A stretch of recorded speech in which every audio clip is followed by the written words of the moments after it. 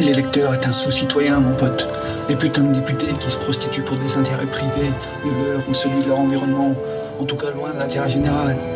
Le pouvoir a une gluante attractivité, ça nous colle comme des mouches. La députation, délégation ou représentation, tu délègues rien du tout, mon pote. Tu voteras 5 ans après pour reconduire ou reconduire.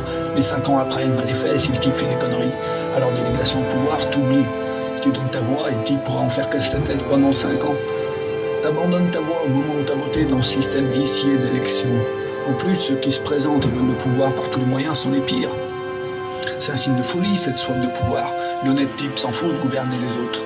Il n'aime pas de commander pour autant, surtout si les règles du jeu sont stupides ou inhumaines. L'électeur est un sous-citoyen. La députation comme représentation, tu crois que Cravate te représente? Cravate à 50 ans, c'est un homme blanc, il gagne 4 ou 5 000 euros par mois. Bah, c'est pas ça la société française, elle est plus diverse que ça, heureusement. Alors délégation de pouvoir, t'oublies. Représentation, t'oublies. Tu t'es fait piller, mon pote, on a accepté de se faire piller.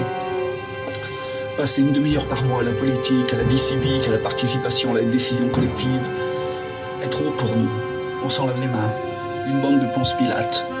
Le sort de la République ne nous concerne pas. Alors on accepte. 5 secondes tous les 5 ans.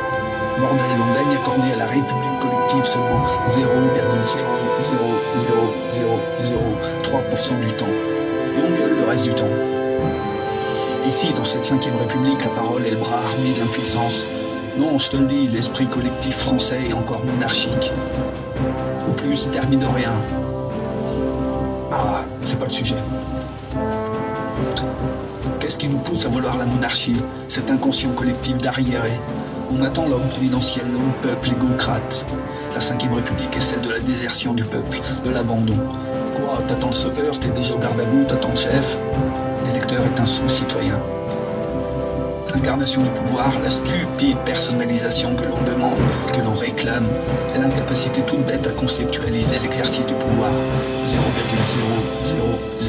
0,00003% de notre temps annuel.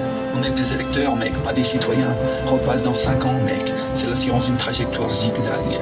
L'électeur est un sous-citoyen. Et puis la professionnalisation de l'acte politique et l'erreur fatale.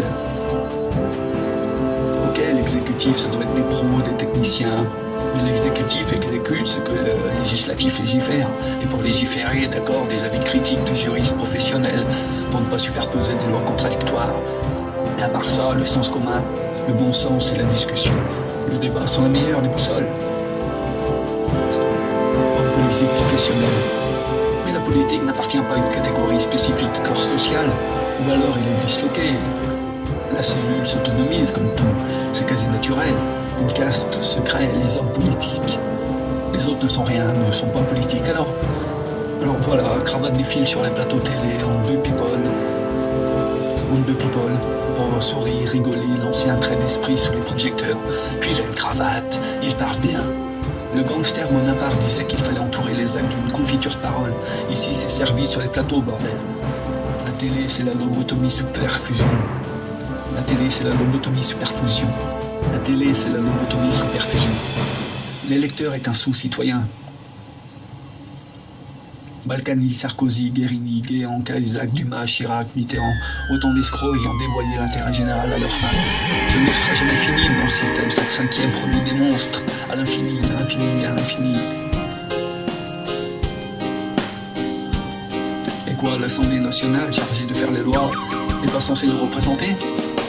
Ou alors, faut s'entendre sur le mot, si on voulait l'Assemblée comme un miroir en minuscule de la société. Vous voyez la ressemblance, vous, dans le truc actuel? Ou alors, c'est l'autre option, on a délégué le pouvoir souverain du peuple aux meilleurs d'entre nous pour débattre et construire les lois. Les meilleurs d'entre nous pour définir et promouvoir l'intérêt général. Les Balkany ou Cahuzac, Tapi ou Guérini, tu choisis. Avoir l'hémicycle vide certaines fois, ou à entendre les cris quand les caméras sont là, les huées, les bronca, les standing ovations à d'autres moments. C'est en partie de la mise en scène, les politiciens donnent l'échange sous l'œil des caméras. Les petits pensent d'abord à la conservation de leur pouvoir, ils défendent d'abord leur croûte, on ferait pareil. Mais l'intérêt général ne nécessite pas des professionnels pour être senti et exprimé. Juste comportement. Il faudrait pouvoir s'en dégager, avoir du temps et surtout la possibilité de débats contradictoires pour que la pertinence émerge du cerveau collectif.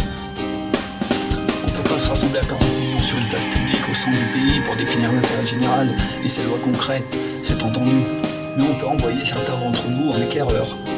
Sur les paradis fiscaux, par exemple, j'ai plus confiance en Azos le boucher et en la boulangère du quartier pour refuser fermement que 80 milliards par an puissent échapper à l'impôt alors que eux transpirent toute l'année pour reverser une partie de leur revenu d'activité en impôt. Idem sur le trading haute fréquence. Ces cravates sont de la commode. Un groupe de citoyens trouverait ça tout de suite inadmissible, virtuel et superflu au bonheur collectif, à l'intérêt général. Pareil sur l'écologie.